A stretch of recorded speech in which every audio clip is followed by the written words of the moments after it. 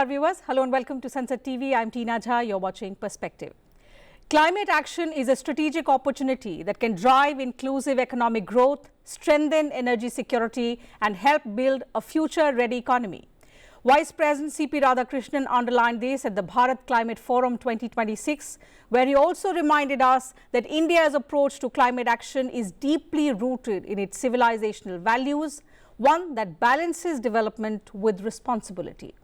That message brings us to a critical question. If climate action is an opportunity, where will the solutions come from?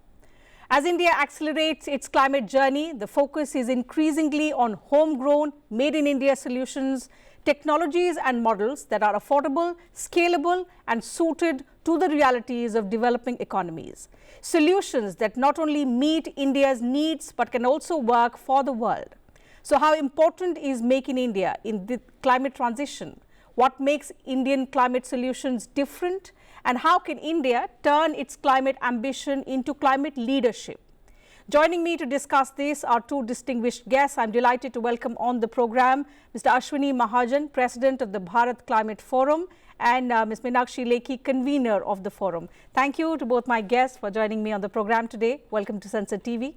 Mr. Mahajan, the first question to you, to begin with and for better understanding of the viewers, tell us about the Bharat Climate Forum, which organizes the Bharat Climate Forum every year starting 2025. Also, what are the objectives of this platform? How do they fit into India's overall climate action plan?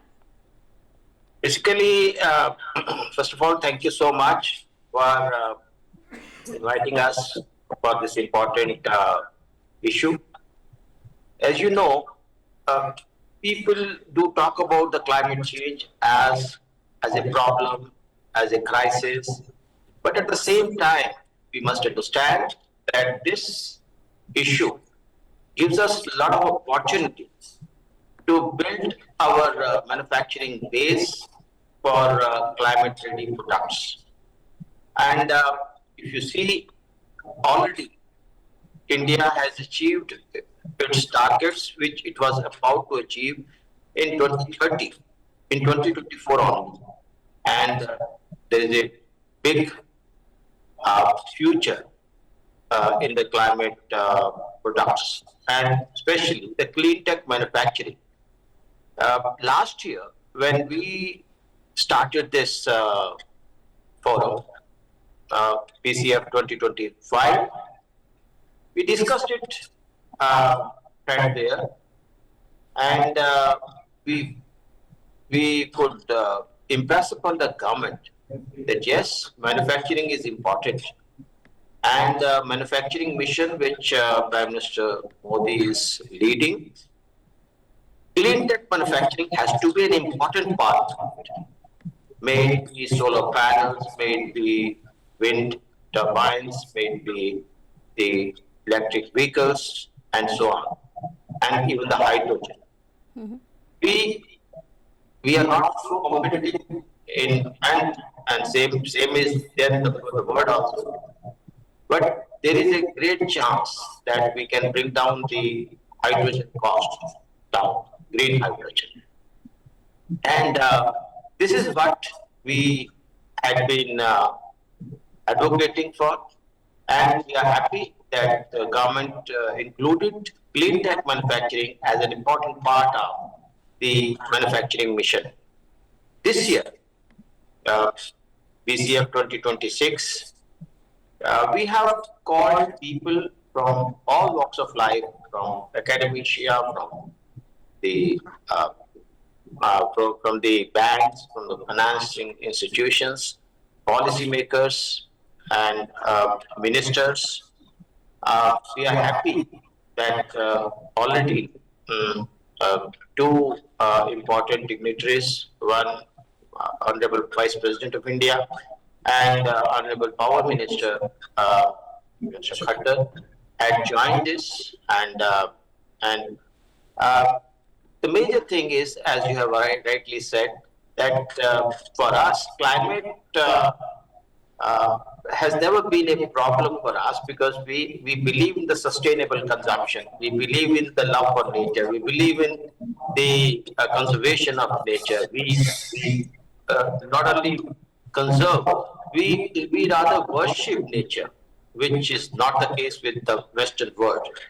And In while fact, in fact, that's been one assertion our that people uh, are very much aligned with the nature conservation, and at the same time, now it's the time that India makes for the world, whether it is the electric vehicles or it is solar panels or it is the wind turbines, and we need to bring down the cost. But the problem is that policymakers so far, before this government came, they were too much impressed by the low cost equipments coming from China.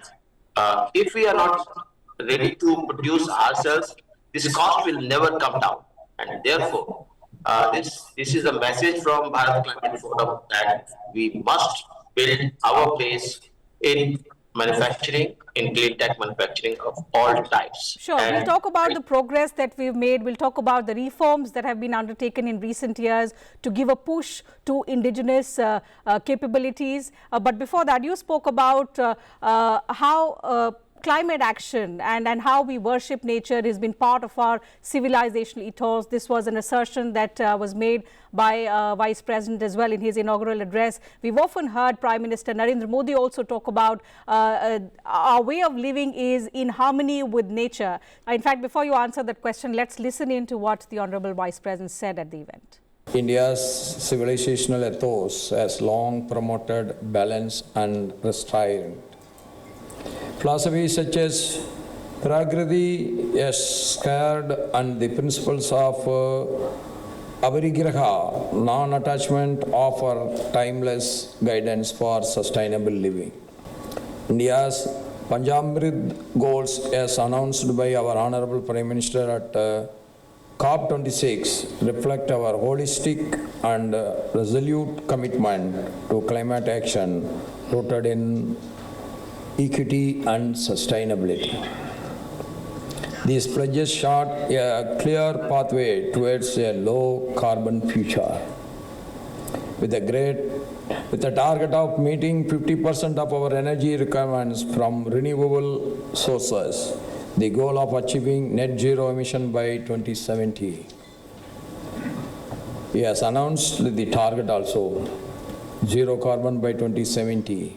That is a great commitment, and that will be an exemplary target that the world has to follow. So let me take across that question to Ms. Meenakshi Lekhi, understand from her point of view, understand her perspective about how this philosophy has translated or has shaped India's climate action strategy today. So I would say that the strategy of India in terms of the policy making to implementation comes from this basic philosophy, and that philosophy is indicative of our ancient ethos, which Honorable Vice President also happened to mention in his address today. So we look at the energy patterns two ways. One, of course, is the manufacturing or the requirement of energy, and the second part is the consumption pattern. Now, either we produce energy which is green, and for that the policy is green hydrogen, biofuels, to solar, to wind, to hydro, and that's where our sustainability comes from. And other is the consumption patterns. India, per capita, we have the least carbon intensive production and or carbon footprints. The consumption of or let's say responsible consumption, which has been so very beautifully summarized by Mission Life of the Prime Minister, which talks about living for the environment and being a responsible consumer. That's where the balance needs to come in, from production to the consumption pattern. And that is very easy for us to accept because we have lived in cohesion and harmony with the environment. That's what our ancestors and others came from. And those are the philosophies we have got from them. Now, coming back to the latest technology. So I'm very happy to, through you, to make it open for the world to know that 100% net zero off grid. Some of the sustainable solutions is what Indian company and Indian people have produced. And we have a great example in Jhansi Library through one of the private initiatives. One of the other exhibition hall, which is very professionally managed, is also done in one of the interior areas of India, in Banaras as well. So, a couple of such projects have showcased that investing in environment is the most sensible investment. Rooftop solar to net metering to grid stability to having batteries, because today the dependence on batteries is going to go up, and batteries also have to be sustainable. Excessive use of lithium will create difficulty for us. The heating of lithium itself is creating difficulty for us. So alternatives like vanadium battery, air battery, sand battery, and I've seen it with my own eyes that sand is used as battery, water is used as charger, minus 22 degree in terms of cold storage achieved without using electricity at all. So couple of solutions which are homegrown solutions are something to showcase to the world, number one. Number two, because of our diversity in terms of geography, in terms of population, in terms of economy, brings out the best in us. And with if something has worked in India, be assured that it will work in the world, because we also wish to practice, like during COVID and other times, we have seen certain things are meant for the world, and it's not about charity. This is all game changing technology. It's about a different thought in economic development. So, if I go back to the words of the PM, he used to say, Vikas bhi or Virasat bhi. Now, Virasat obviously means the philosophical rooting of a country or civilization. And from those rootings of the civilization and the benefits which accrue to us is what we get to see all over, and the benefit will accrue to the generations which are coming generations. So whole lot of damage has been caused to Mother Earth, and there is time that we as responsible children try to assuage those problems and try to harness the potential of energy which is equitably available to all, and that is what inclusive development is all about. So on one side we are talking about green energy, on the other side we are talking about digitization processes, and third side we also talk about Bharat stack. So what is available to the richest person of this country or people is also available to the poorest of this country, and that's what the development has to be all about.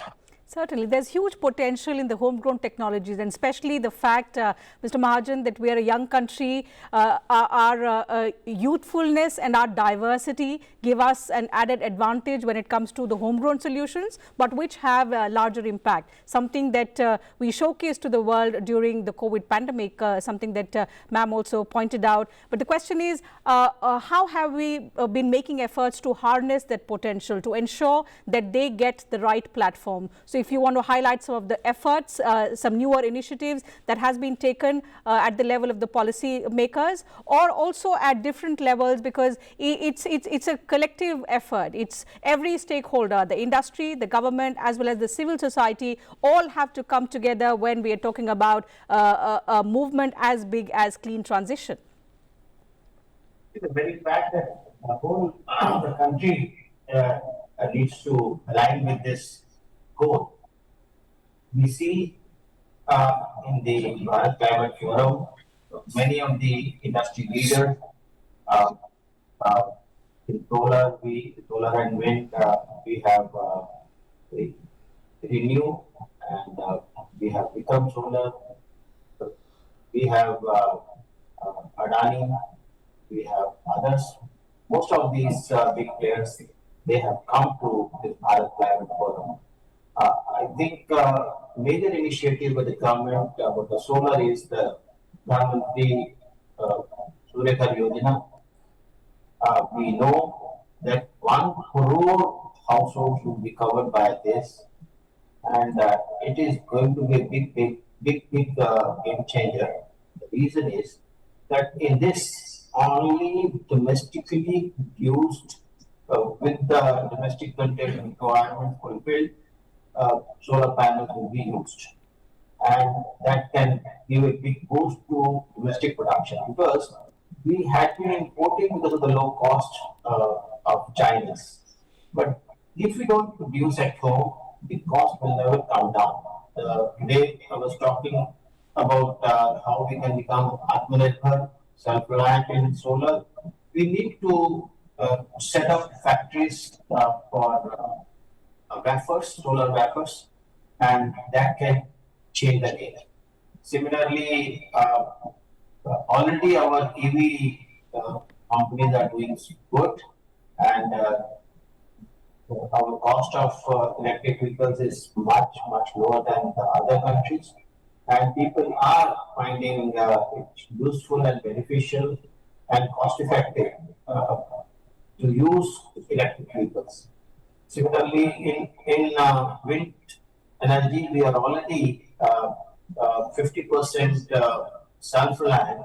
Now we have to reach 100% self-reliance.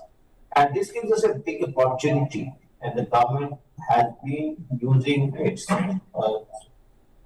tax and subsidy policy to boost this. So that is what I would say. Okay, taking on a related question about how we are encouraging climate innovation and indigenous climate innovation especially. Let me go back to Ms. Meenakshi Lekhi. We've seen significant efforts at the policy level as far as support to the startups, to the MSMEs, also research institutions that are working on climate action strategies are concerned. But in order to be globally competitive as well, where do you think more effort will be required for our policy to evolve, which is globally competitive, but at the same time encouraging our indigenous innovation as well? Bharat Climate Forum is one platform which brings all the stakeholders together because we've seen with the experience that everybody is moving in silos. The policymakers are at one level, the R&D is happening at the other level, commercial manufacturing is happening at the third level, people who need to finance and financial institutions are working at the fourth level, and the actual consumers are at the last level. So the point is that everybody needs to come together for any policy to succeed. And very rightly pointed out that success is not a portrait, but success is a landscape.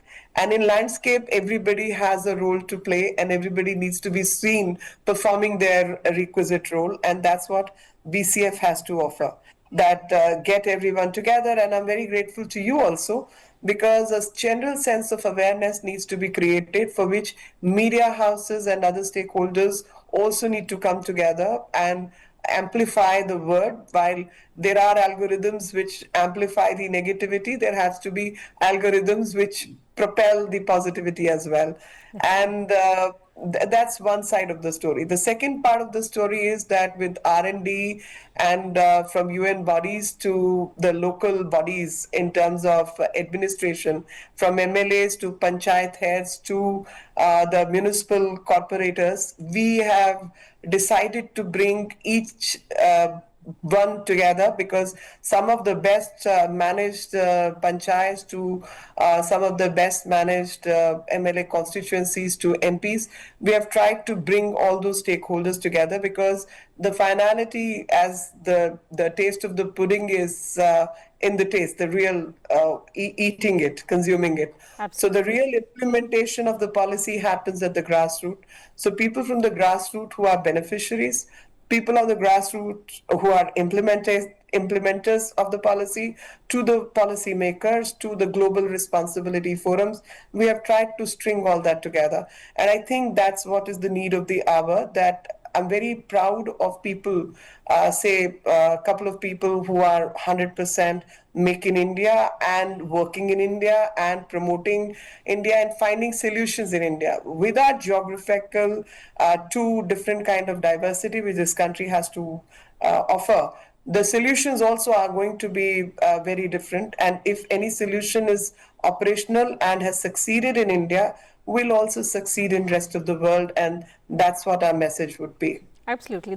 These are unique aspects which make India's approach inclusive, affordable and scalable, and something that we're already sharing with countries in the global south. That's what our approach has been, following the principle of Vasudev Kutumbakam. But Mr. Mahajan, before I proceed, let me congratulate you for bringing all the stakeholders at the Bharat Climate Forum to discuss these issues at length and try and translate these climate thoughts into concrete outcomes. But having said that, it's been a hectic day. You've had sessions on different pertinent issues. If you could give us and our viewers a sense of some of the meaningful, substantive takeaways from the Bharat Climate Forum 2026.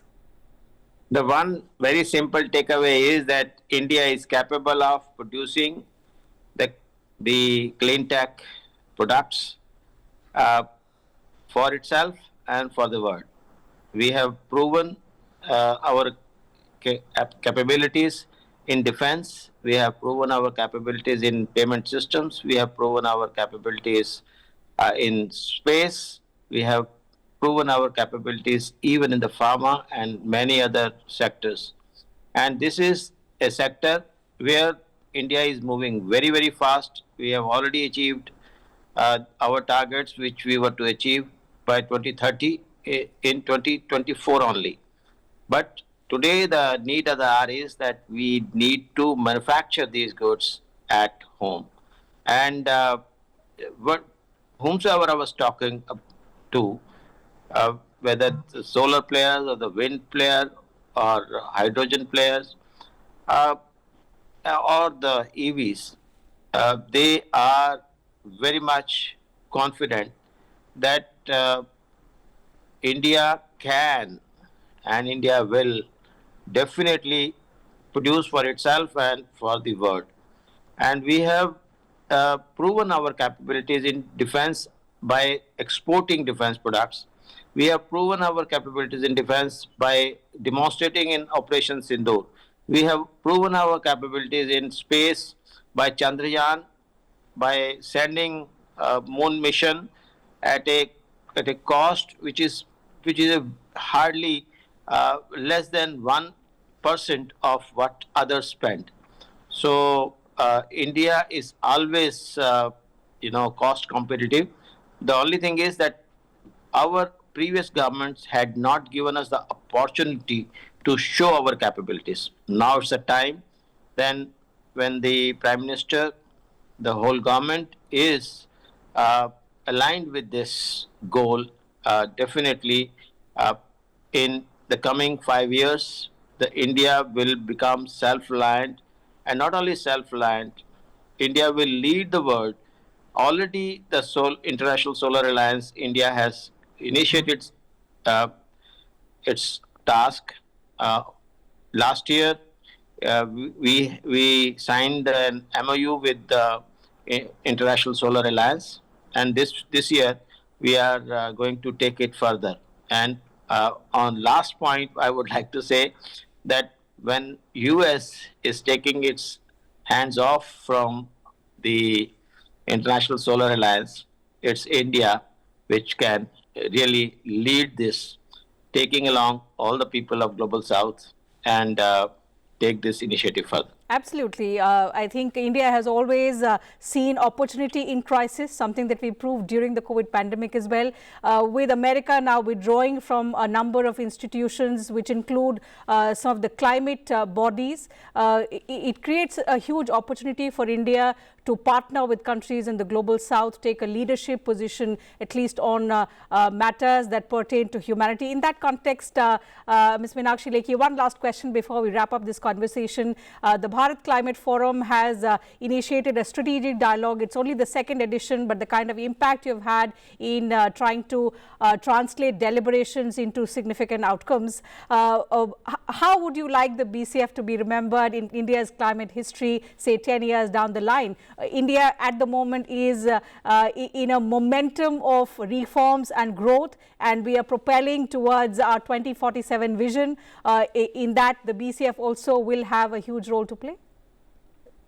Absolutely. So I would want BCF to be remembered in creating or being part of creation of green jobs, saving energy, and creating platform for all stakeholders so that we are able to have India which is clean and green. So clean tech, only not in technology, but cleaning the garbage, recycling, reutilizing, manufacturing, biotech, bringing everyone together so that Indian solutions are done by Indians, in manufacturing is done by Indians, and also the solutions we generate are also for the world. So I think I would want at least $1 trillion to be added by green tech and in BCF to lead that place and take it forward, right from skilling to new tech and deep tech, all should be used for the betterment of the